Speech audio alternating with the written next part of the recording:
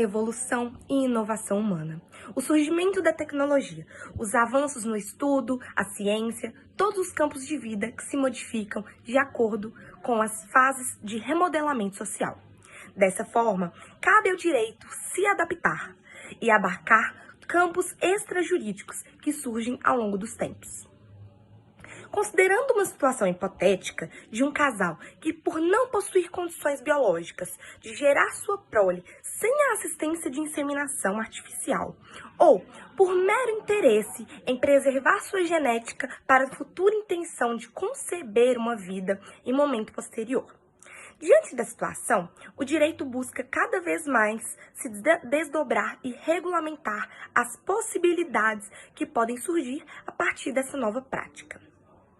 A prática da inseminação conseguiu atingir grande parte da sociedade como algo positivo, sendo uma alternativa e também uma oportunidade para pessoas que se encontram nas situações das hipóteses anteriormente mencionadas. No entanto, em 1984, na França, o direito encontrou-se em uma situação nova, prestes a sofrer mudanças que iriam atingir vários de seus ramos. Alan Parplax poderia ser mais um dos personagens do caso prático mencionado anteriormente, já que se tratava de um homem doente, portador de câncer nos testículos, que decidiu por depositar seu material genético em um banco de sêmen, com o intuito de assegurar a assistência de seus descendentes. Ocorre que Alan veio a óbito alguns dias após seu casamento com Corey Richard, deixando sua esposa e o desejo de ter sua prole concebida.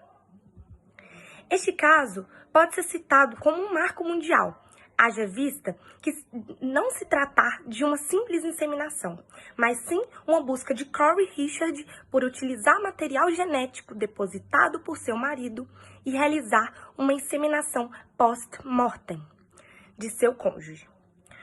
Caso que foi julgado e concedido a Corey, mas que, apesar de seus esforços, não pôde realizar seu objetivo, já que o material não estava mais utilizável, pelo longo prazo que se passou. No Brasil, situação similar ocorreu em 2011. A partir desse momento, surgem diversas discussões no âmbito jurídico para normalizar o papel do direito em tal situação e em suas consequências, além de pautar os limites do direito dentro do meio familiar. Perante tal levantamento de informações e conexões históricas, cumpre registrar a regulamentação da sucessão hereditária do embrião fecundado post-mortem, sabendo também que tal desdobramento do direito ainda gera diversos posicionamentos no ordenamento jurídico, nas decisões das tribunas e entre os doutrinadores, que estão a ser vista posteriormente. Cumpre relatar que o Código Civil de 2002, ele não abrange de forma explícita questões a respeito desse tipo de sucessão e da possível reserva de quinhão. Entretanto, existem decisões, enunciados e temáticas que utilizam o Código para expandir suas concepções e regulamentações, como, por exemplo, o direito básico da dignidade da pessoa humana, nesse caso, utilizado pelo ramo do biodireito. O biodireito nada mais é do que uma vertente do direito público que visa matérias relacionadas à medicina e à ciência. Dando início à fase fundamentada a respeito desse formato de sucessão, cita-se o artigo 5º caput da Constituição Federal.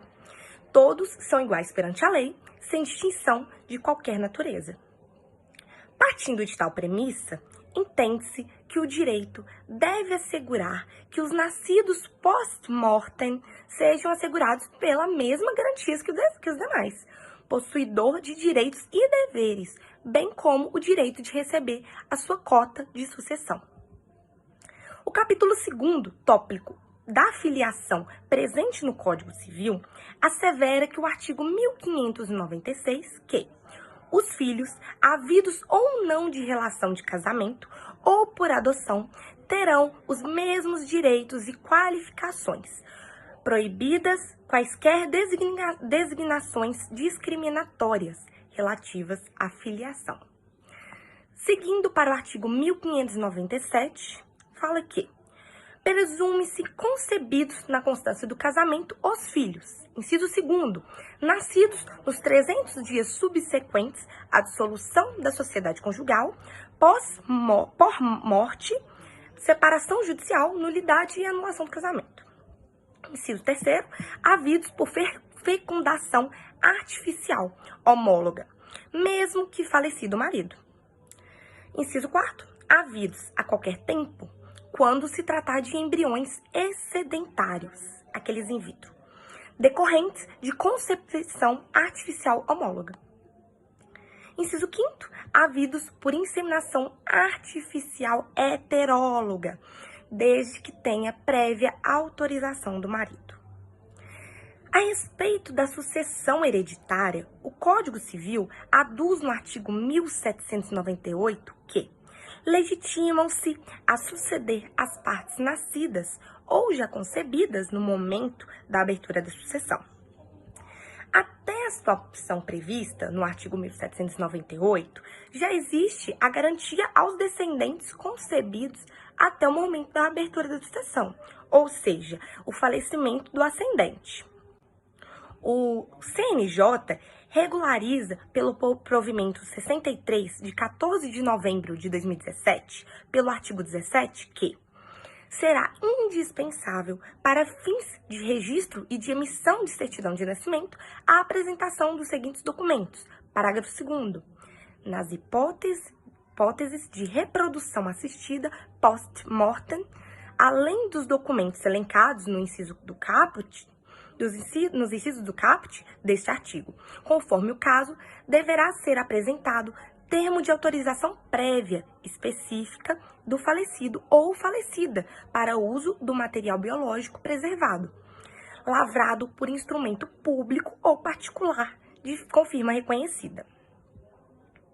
Até o momento, entendemos o pleno reconhecimento da prole concebida após o falecimento do cônjuge pelo ordenamento jurídico. O maior dilema a ser enfrentado refere-se ao embrião.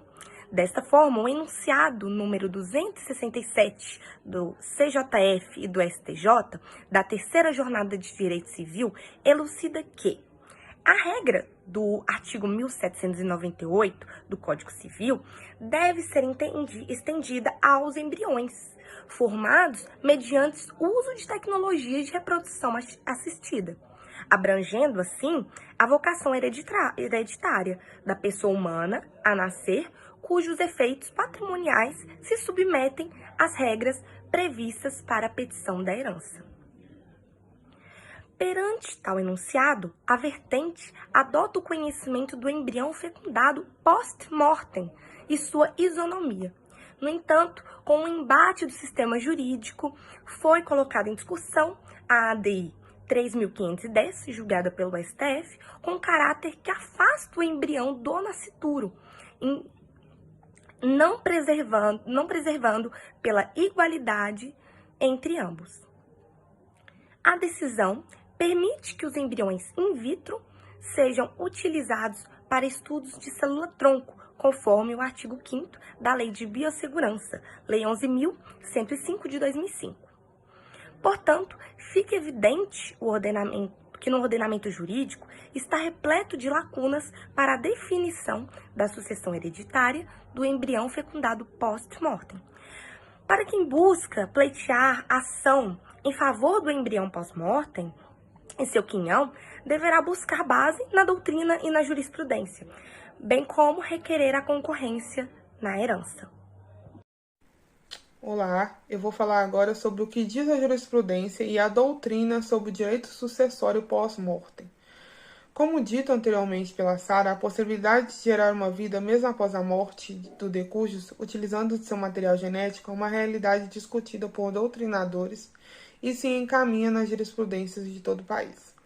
Iniciaremos a nossa discussão a respeito do tema na visão dos doutrinadores brasileiros.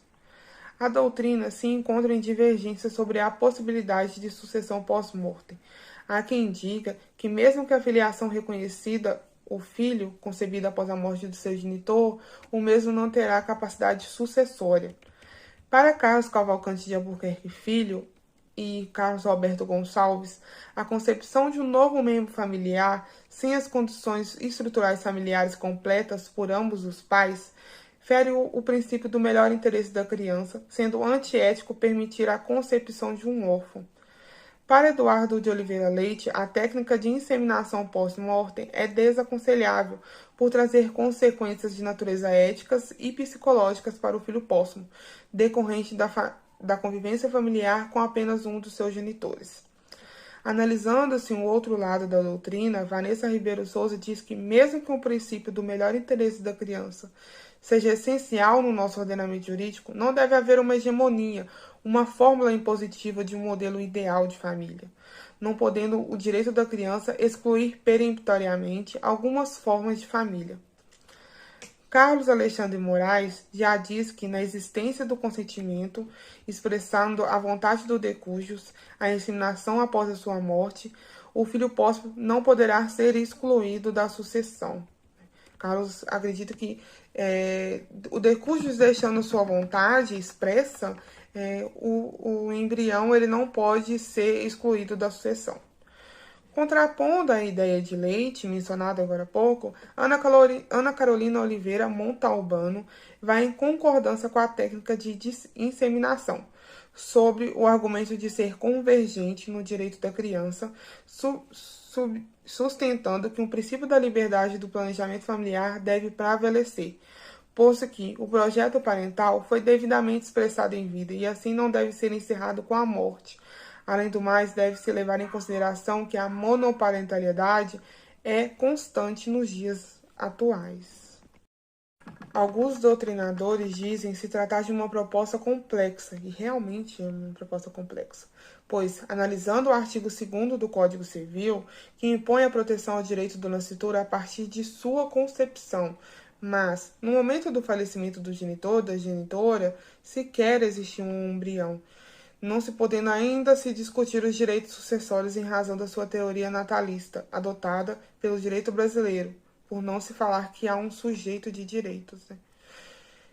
Mas para solucionar tal questionamento, Moreira Filho afirma a possibilidade dos filhos póstumos participarem da sucessão de seu genitor ou genitora, baseando-se no texto constitucional do inciso 30 do artigo 5º e de princípios norteadores do nosso ordenamento jurídico.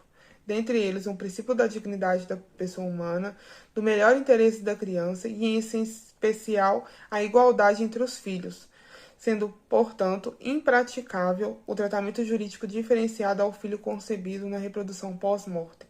A gente percebe que, depois desses doutrinadores, desses 6 doutrinadores que eu trouxe, como não se tem uma lei específica sobre o assunto, o que norteia esse entendimento são os princípios, E até esse momento a discussão está baseada nisso. Agora eu vou falar a respeito das jurisprudências. As jurisprudências ainda não temos um entendimento compreensível, firmado sobre o tema. Mas eu trouxe uma de jurisprudência do Tribunal de Justiça de São Paulo e uma do STJ. A primeira delas é a do Tribunal de Justiça de São Paulo, que julgou um agravo de instrumento de número 2229232. Foi proferida a sua decisão em 30 de maio de 2018. É uma decisão dos filhos, é uma discussão dos filhos a respeito do testamento deixado pelo pai que amparava sua esposa na sua falta. Existia uma preocupação muito grande do decujus em deixar a sua esposa amparada. A esposa, em suas declarações, afirmava que os agravantes não eram os únicos herdeiros, pois ela e o decujus tinham se submetido a uma fecundação artificial em 2015. Inexistindo prévia documentação da vontade, apenas com o argumento de que, guardados os materiais genéticos, configuraria a sua vontade de ter um filho com ela. A juíza de origem decidiu que os embriões possuíam a capacidade de receber a herança do genitor morto. Já o relator Miguel Brandi, que julgou o agravo de instrumento, deu parcial provimento, que na hipótese de implantação dos embriões e nascimento com vida, o mesmo não fará jus ao recebimento da herança deixada. Pesquisando sobre o assunto, eu percebi que a jurisprudência ainda está caminhando, né, uma novidade no direito, né? E se discute muito ainda a permissão desse uso do material genético após a morte do decújo. O STJ, em recurso especial 19.18421 do Estado de São Paulo, negou a utilização do embrião cuja autorização não foi devidamente expressa e específica, como em testamento ou em documentação análoga. Somente o contrato de serviço para com o guardião desse material não configura a aceitação para utilizar após a morte, mesmo que no contrato estipule que o cônjuge sobrevivente determinasse a sua destinação. A simples realização de um contrato dos genitores, né, dos possíveis genitores, para com a empresa mantedora desses materiais genéticos, não configura a expressa vontade do decújus de utilizar o seu material genético, que seja utilizado, né, o seu material genético. Então, ainda discutiremos muito sobre esse assunto, muitas doutrinas divergentes e jurisprudências também, né, mas sempre baseado de imediato nos princípios, né, sempre norteando o direito. No artigo 1798 do Código Civil Brasileiro, a legitimação sucessória está evidente e dividida entre concepcionistas e natalistas, sendo, de fato, de acordo com a lei que participará da sucessão os já nascidos ou concebidos ao momento da morte do autor da herança. A legislação permite que se faça a testamentária ao concepturo, ou seja, aquele que ainda não foi concebido, denominado também de prole eventual, nos termos do artigo 1799, pelo qual na sucessão testamentária podem ainda ser chamados a suceder os filhos ainda não concebidos de pessoas indicadas pelo testador, desde que estejam vivas ao abrir-se a sucessão. Carlos Roberto Gonçalves destaca sobre o assunto. Por testamento, então, poderá o autor da herança designar seu herdeiro ou legatário, sem que este sequer tenha sido concebido ao tempo de sua morte, não sendo a sucessão ponto pacífico quando se trata de sucessão legítima, quando o falecido não deixa testamento ou que o instrumento não possa ser cumprido. O testamento pode ser descrito como um ato personalíssimo e revogável, consistente em disposição de última vontade e se reserva a disposição parcial de bens de acordo com a existência de herdeiros necessários. Neste ato, poderá ocorrer a disposição em diversos aspectos, de cunho patrimonial e de outras matérias, como, por exemplo, poderá ocorrer a disposição em testamento de reconhecimento de filiação ou de autorização para procedimentos de reprodução póstuma. Na existência de testamento, o procedimento a ser adotado será por via judicial, espécie de ação autônoma, a ação do inventário. Possui nomenclatura jurídica de ação de abertura, registro e cumprimento de testamento. Por meio desta, procura-se confirmar a validade do testamento para que ocorra sua homologação e então possa ser realizada a futura partilha. Gonçalves diz ainda que a validação do testamento para o seu cumprimento reflete o atendimento de diversas formalidades processuais, sujeitas inclusive a impugnações. Ao tratar-se de testamento, ponto interessante que começa a permear as discussões jurídicas quanto à sucessão do concepturo, vai além da análise de deferir-lhe à vítima ou concretizar a testamentária, quando observada a disposição à prole eventual, recaindo ao que se denomina como testamento biológico, onde o autor da herança deixa seu material genético como herança, como um patrimônio. Atualmente, na legislação brasileira, mais se aproxima da situação no aspecto de testamento. É possibilidade de constar em testamento a prole eventual, prevista no artigo 1799 do Código Civil. Constitui a capacidade passiva a suceder de filhos ainda não concebidos. Trata-se de uma exceção à regra geral e diverge aos conceitos já abordados de nascitura e conceptura. Nesses apresenta a interpretação da legislação, ao afirmar que a transmissão à prole eventual é condicionada e restringe a aquisição da herança a evento futuro incerto. No entanto, a letra da lei foi clara ao restringir e delimitar que a previsão somente produzirá seus efeitos se estiverem vivas ao tempo da abertura da sucessão, que após a partilha receberá seu quinhão através de curador, a ser denominado pelo juiz, ou respeitando disposição testamentária para tanto. Então, pessoal, dando continuidade a este assunto que é tão importante e tão atual, né, mediante essa grande evolução tecnológica que nós temos e também com relação às grandes evoluções medicinais, no que pertine ao embrião fecundado pós-mortem, gostaria de ressaltar com relação ao direito sucessório com a partilha, seja ela já realizada, e também com relação à sua reserva de bens. Mas eu gostaria de, desde já, mencionar que a nossa legislação vigente é pouco avançada ao tratar deste assunto, ou seja, desse sucessório de um filho concebido após a morte. Mas cabe salientar também a existência dos princípios constitucionais. E o princípio, que pertine sobre a família, que é a base da sociedade, também defendido na nossa Constituição, é o princípio da igualdade de filiação. Com isso, eu gostaria até de citar um artigo muito importante, que é o artigo 227, lá no seu parágrafo 6º, que diz o seguinte: os filhos havidos ou não, olha só, os filhos havidos ou não, da relação do casamento ou por adoção, terão os mesmos direitos e qualificações, proibidas quaisquer designações discriminatórias relativas à filiação. Bem sabemos que aquele embrião fecundado pós-mortem, ele tem um pai biológico, ele tem uma mãe, consequentemente, ele passa também a ter seus direitos como filho. E conforme bem diz, ponderadamente sobre este artigo, é proibida quaisquer designações discriminatórias relativas à sua filiação. Gostaria também de salientar que é muito importante, com relação a essas questões patrimoniais, de que é comum já, principalmente em países do exterior, aquela pessoa, aquele autor da herança, que deixa o seu material genético como herança, ou seja, aquele material genético ele passa a tornar-se um patrimônio, até mesmo lá, bem previsto no seu testamento.